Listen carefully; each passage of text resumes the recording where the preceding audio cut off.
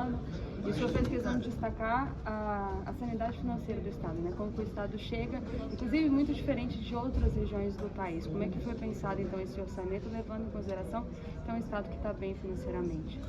O Estado de Mato Grosso, desde 2019, nós viemos trabalhando fortemente para conduzir o Estado para uma situação de equilíbrio fiscal. Já no início de 2019, é aprovada a Lei de Responsabilidade Fiscal Estadual. Durante o ano de 2019, a Lei Complementar 631 fez uma revisão geral dos incentivos fiscais do Estado, fez uma revisão da política tributária do Estado, conduziram então o Estado para uma situação sólida fiscalmente. Hoje somos o Estado mais sólido do país, capacidade de pagamento A, que é uma classificação da Secretaria do Tesouro Nacional, que possibilitou então que fizéssemos, primeiro, uma redução inédita de impostos no Estado de Mato Grosso, reduzindo o ICMS da energia, da comunicação, de combustíveis, e também investimentos, né? Hoje investimos cerca de 15% em infraestrutura, em obras, né, em melhorias em todas as áreas do Estado de Mato Grosso, para a população, para o cidadão mato-grossense. Pretendemos que em 2023, com a aprovação da Lei Orçamentária de 2023, que está em discussão democraticamente aqui na Assembleia Legislativa, que é o órgão competente para estar avaliando a proposta do Poder Executivo, discutindo e aprovando, para que continuemos nesse caminho de solidez fiscal, de possibilidade de investimentos. O Estado de Mato Grosso hoje, ele é o primeiro estado do país em desemprego. Nós somos o estado que menos tem pessoas desempregadas, cerca de 3,8% apenas dos cidadãos mato-grossenses, cerca de 70 mil pessoas, 71 mil pessoas têm desocupação, dados recentes do IBGE. Pode perguntar. Secretário, um dos assuntos que está sendo debatido, inclusive para a Lua, é a PEC dos aposentados. Por que a proposta PEC que está tramitando aqui não é de agrado do governo? Na verdade, conforme já explicado pela própria MTPrev, numa audiência aqui, a diretoria da MTPrev esteve presente, pode causar um desequilíbrio, né? Um déficit aí de cerca de 700 milhões de reais pode impactar, então, o equilíbrio orçamentário do Estado. Não existe essa previsão, né, no orçamento. Se for aprovada essa PEC, pode então causar esse desequilíbrio, que não é o que nós queremos. Queremos que o Estado continue no caminho de solidez fiscal, de equilíbrio fiscal. Mas o Estado não teria condição de repor esse valor de outra forma? Na verdade, como eu disse, vai causar um desequilíbrio. Seria uma situação que teria que ser estudada, reanalisada por toda a equipe de planejamento do Estado, junto com a MTPrev, junto com a Secretaria de Orçamento. É uma situação que não está prevista. Então, qualquer tipo de, qualquer coisa nova que venha nesse sentido de mudar o planejamento do Estado pode ter impacto. Agora, está tramitando aqui, vocês vão enviar uma nova proposta para cá? Isso está sendo analisado, MTPrev, Casa Civil, Governo do Estado vai estar analisando, e em breve o Estado vai se manifestar e vai estar analisando e encaminhando o assunto. Mas vai encaminhar a proposta? Está analisando, nós estamos analisando. Está falando, presidente, não me preocupa, tem data até dia X, não mandou, nós fazemos a nossa. O Estado de Mato Grosso está analisando, como eu disse, apresentamos, né, as questões de impacto, né, e o Estado vai estar, então, pós essas análises aí, fazendo o encaminhamento e a discussão junto à Assembleia Legislativa. Secretário, um outro assunto debatido ali é o pagamento da RGA, vai ficar para janeiro mesmo, qual que é o percentual que vai ser pago? Importante, nós estamos antecipando o pagamento da RGA, a data base é maio de cada ano, o Estado de Mato Grosso cumprindo, né, aquela posição de valorização cada vez maior do servidor público, vai estar repondo todo o INPC, toda a inflação de 2022 e a partir de janeiro de 2023 já implementando o reajuste geral anual, né, a revisão geral anual para todos os servidores públicos do Estado de Mato Grosso. Está previsto na lei orçamentária em 7,87%. Que era a previsão inflacionária, quando do encaminhamento, quando do estudo, da análise do projeto de lei orçamentária de 2023, quando se fechar o orçamento pós-dezembro de e fechar o ano pós-dezembro de 2022, a gente vai estar implementando, então, o reajuste para todos os servidores. Mas aí vai ter acréscimo se a inflação for maior do que 7,8%? A expectativa é que deve ser um pouco menor. Passamos por uns 2, 3 meses de deflação, devido à redução de ICMS de combustíveis, outros fatores. Então, a previsão é que feche pouco mais de 6%. Né? Então, não deve chegar ao 7,87% que estava previsto. Quanto aos outros anos, nós tínhamos travas, tínhamos impedimentos legais por leis federais que impediam a concessão de reajuste nos anos anteriores. Em 2022 já foi concedido o RGA para todos os servidores em janeiro de 2022 e para 2023 a gente vai estar repondo a inflação de 2022. O Estado ele tem que ter responsabilidade fiscal, existe uma pressão forte pela conjuntura para aumento de despesas de custeio. Também todos os estados estão com impacto com aumento de despesa pessoal. O Mato Grosso vai dar o reajuste, mas não podemos ser irresponsáveis e estar concedendo algo que vai causar qualquer tipo de desequilíbrio às contas do Estado, mantendo a gestão fiscal austera e o equilíbrio fiscal do Estado de Mato Grosso. Secretário, com relação à BR-163, duas situações. A negociação com os bancos, a que pé ela está e por que no orçamento não está sendo alocado recurso para a duplicação da BR? O governador Mauro Mendes está em discussão com os bancos, Banco do Brasil, Caixa Econômica, porque existem débitos, dívidas da concessionária com esses bancos, está previsto na negociação, inclusive o que foi aprovado pelo TCU, aprovado pela NTT, Ministério dos Transportes, é um desconto. Então esses bancos, eles estão em discussão com o Estado de Mato Grosso e deve ser encaminhado na semana que vem, na próxima semana, um projeto de lei já com a previsão de cerca de R$1 bilhão de aporte, para que o Estado cumpra, então, inicialmente já o que está previsto de investimento pelo Estado de Mato Grosso para duplicação das obras da BR-163. Secretário, porque a informação que a primeira que veio do próprio Galo, que esse valor de 1 bilhão ele viria do recurso adquirido do FETAB.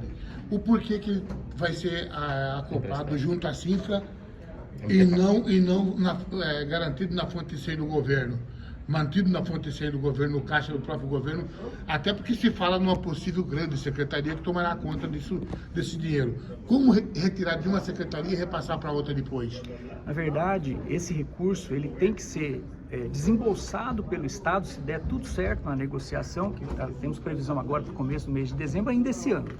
Então, todos os orçamentos, no caso da Cinfa, por exemplo, já estão comprometidos, já tem uma série de investimentos em andamento, obras em licitação. Então, para esse ano, o que nós temos que estar fazendo? Está encaminhando esse projeto de lei para a Assembleia Legislativa com essa previsão de cerca de R$1 bilhão para a MTPAR para fazer o aporte necessário para esse ano. Para o ano que vem, previsão de cerca de mais 500 milhões que vão ser ajustados no decorrer do ano. A expectativa de ser criada alguma secretaria para cuidar só dessa obra, secretário? Uma decisão do governador. O governador, no mês de dezembro, deve estar anunciando todas essas medidas, todo esse planejamento para a execução da BR-163. Esse 1 bilhão é para obras da rodovia ou contempla obras e também o pagamento das dívidas com os bancos? Nos dois casos, nós temos que estar fazendo esse ajuste, essa quitação das dívidas com os bancos, e também já para o início das obras, já temos que estar fazendo então, essa previsão. Esse 1 bilhão vai contemplar esses dois aspectos. A questão das casas, secretário, o porquê também que esses recursos estão sendo destinados para a Cinfra? A Cinfra, a Secretaria de Infraestrutura, ela tem como escopo, no seu planejamento, a execução de obras como todo no estado de Mato Grosso. Então, por esse motivo, está sendo destinado. Mas nesse momento a LOA não tem expectativa de pagamento nem para a obra da 163, nem para o BRT e nem para as casas. Vão enviar agora. Para o BRT já temos uma previsão na MTPAR de pagamento do BRT. Lógico que vai ter que ser ajustado alguma coisa ainda, mas temos a previsão. Para a 163 não, foi uma decisão pós-encaminhamento da LOA, Então vai ter que ser feito esse ajuste, para esse ano já 1 bilhão e para o ano seguinte já mais 500 milhões. Secretário, esse recurso vai ser retirado do superávit? Vai ser retirado de excesso de arrecadação. Nós temos excesso de arrecadação esse ano, por conta da previsão orçamentária. Nós extrapolamos um pouco a arrecadação por conta de alguns fatores, tivemos transferências federais, também no primeiro semestre o CMS estava realizando mais de 20% acima do ano passado. Então temos esse excesso, e seria retirado desse valor. O deputado Mudo falou em algo em torno de 8 bilhões. Os números hoje da Secretaria de Fazenda, seria mais ou menos isso o superávit? Não chega a isso. Nós fizemos uma reestimativa, a última reestimativa, com base na arrecadação até outubro, é de cerca de 6 bilhões de reais em relação ao previsto nesse ano. O Estado pretende fazer um empréstimo para a agricultura familiar? Está em andamento, a CEAF vem discutindo com o Banco Mundial um programa, né, de incentivo à agricultura familiar. A secretária Teté vem discutindo com o Banco Mundial, está sim sendo previsto, sendo estudado. Não sei exatamente o valor, a CEAF pode estar te passando esse valor. Secretário, com relação... O superávit não poderia ser utilizado também para a questão previdenciária, voltando àquele assunto? A questão previdenciária, o Estado ele tem que buscar sempre o equilíbrio fiscal. Nós não podemos tomar medidas permanentes que possam, ao longo do tempo, vir para aquela situação de Estado arrecadar menos do que gasta. Nós não podemos, em nenhum momento, para o futuro, ter despesa maior do que receita. Tivemos isso durante 10 anos, o Estado deficitário, com problemas, com atraso de fornecedores de cerca de 6 meses, aluguel de viatura, atraso de salário de servidores públicos, atraso de 13º. Não podemos tomar essa decisão, né, e conduzir o Estado ao desequilíbrio fiscal. Então, todas as medidas têm que ser responsáveis com planejamento. Secretário, com relação ao índice de pobreza, 721 mil pessoas abaixo do nível de pobreza. Qual recurso que vai ser alocado e como que ele vai ser investido no LOA? A Secretaria de Assistência Social, esse ano, ela teve mais de 300 milhões, cerca de 360 milhões de previsão orçamentária. E à medida que foram apresentando as demandas, chegamos a mais de 600 milhões de reais investidos, né, na assistência social. O estado de Mato Grosso, hoje, é o que tem menos taxa de desemprego do país, cerca de 3,8%, à frente até de Santa Catarina. Ultrapassamos Santa Catarina no último trimestre. Então, o estado é um indutor ao desenvolvimento econômico, um indutor à geração de empregos, tem uma série de medidas no setor social, programa Ser Família, distribuição de cestas básicas, de cobertores. A primeira-dama Virgínia Mendes está à frente dessas ações e continuaremos investindo no social. O estado de Mato Grosso, ele vai continuar prezando por isso e trazendo todas as ações importantes, né, para resolver a situação de pessoas que estão em extrema pobreza, mas, em primeiro lugar, gerando emprego para que o cidadão, para que toda a população mato-grossense possa cada vez mais ter melhores condições de vida. Quando o senhor fala que o fluxo de caixa hoje do governo vai ficar algo em torno de 4 bilhões, 6 é o superávit, mas o governo pretende deixar algo em torno de 4 bilhões de fluxo de caixa. É aquilo que significa 1/3 do faturamento anual? É mais ou menos isso, para que não tenha problema de caixa no futuro? Na verdade, o estado de Mato Grosso, ele trabalhou nos últimos anos para ter uma solidez fiscal, e nós temos que ter um recurso em caixa para eventuais situações, para que ele possa também estar fazendo os investimentos necessários para a melhoria da situação da população mato-grossense. Qualquer medida que seja feita sem planejamento e sem obedecer aos padrões técnicos de orçamento, de contabilidade, de previsão do Tesouro Estadual, pode impactar negativamente o Estado, voltar a uma situação de mais despesa do que receita, que vai estar impactando, então, as condições fiscais do Estado. Eu fiz essa pergunta para o senhor, para me encerrar esse fluxo mesmo, eu fiz essa pergunta para o senhor para saber o seguinte: quando se fala do empréstimo de 150 milhões, se fala em pagar juro. Justifica hoje você ter dinheiro em caixa pagar juro?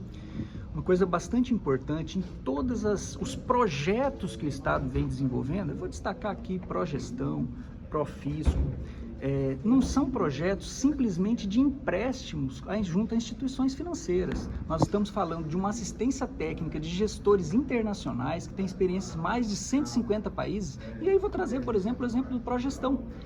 Nós estamos trazendo experiências internacionais de gestão de hospitais.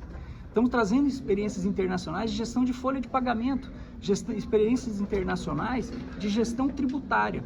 Então, tudo isso com vistas a diminuir as despesas do Estado, melhorar as receitas, melhorar a qualidade de cada um dos serviços prestados pelo Estado. Então, isso daí, rapidamente esse empréstimo vai se pagar em retorno de serviços à população mato-grossense. Não são meros empréstimos, são trabalhos técnicos que estão sendo desenvolvidos junto com consultores internacionais para melhoria da prestação de serviços do governo à população mato-grossense. Não, sim, isso foi explicado lá atrás, até aqui na Assembleia. Quando eu falo dos 150 milhões, eu falo da questão da agricultura familiar. É justificável hoje, secretário, essa questão de empréstimo para a agricultura familiar? Da mesma forma, o recurso que virá para a agricultura familiar, ele virá com uma assistência técnica, com projetos importantes para atender o pequeno produtor. Então, não se trata apenas de um recurso que viria como empréstimo para a compra de maquinário. Não, você vai melhorar a assistência técnica, a produção do agricultor e a melhoria das suas condições de trabalho.